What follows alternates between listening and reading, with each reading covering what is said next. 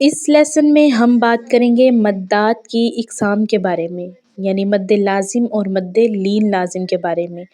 بسم اللہ الرحمن الرحیم۔ رب اشرح لی صدری ویسر لی امری واحلل عقدۃ من لسانی یفقہوا قولی، آمین۔ السلام علیکم ورحمۃ اللہ وبرکاتہ۔ میں امید کرتی ہوں کہ آپ سب بحفظ و ایمان ہوں گے۔ آج ہم مدات کی 6 اقسام میں سے دوسری اور تیسری قسم کو پڑھیں گے۔ اس سے پہلے مد متصل اور مد منفصل کے بارے میں ہم پڑھ چکے ہیں۔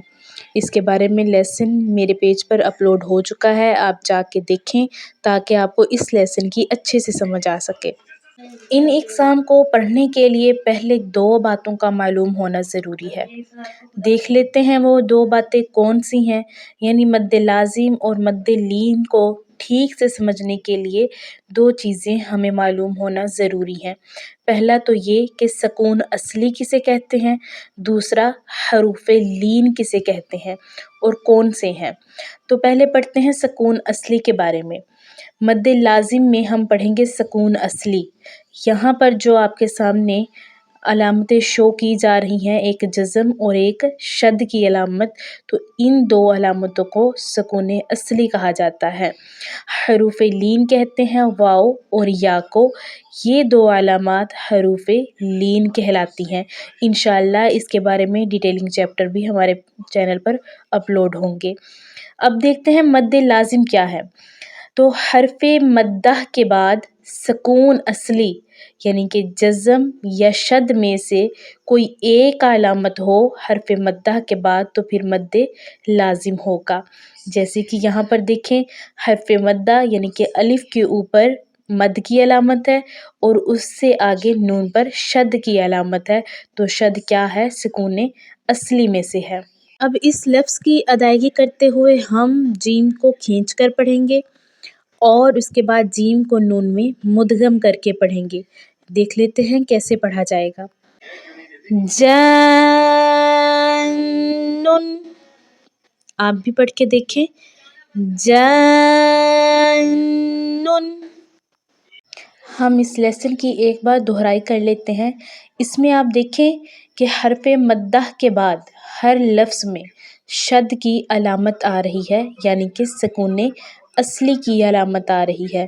تو یہ ساری مثالیں مد لازم کی ہیں اور ان کے پڑھنے کی ادائیگی بھی مختلف ہوگی، جیسے کہ ضالن۔ اسی طرح سے آگے بھی پڑھ لیتے ہیں، جیسے کہ دابۃ، حاجک،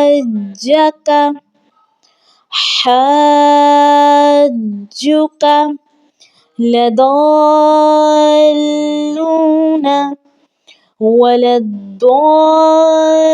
ولضالین۔ اس آیت کو بھی پڑھ کے دیکھ لیتے ہیں۔ وَمَا مِن دَابَّةٍ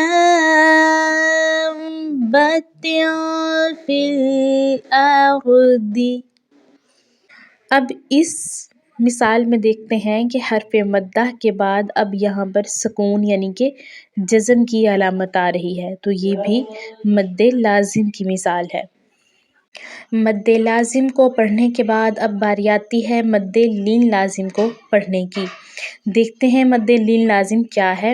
تو حرف لین کے بعد جو کہ میں نے بتایا تھا حرف لین 2 ہیں، واو اور یا۔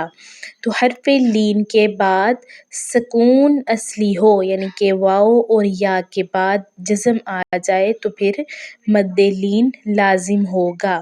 اس کی مثال ہم دیکھتے ہیں۔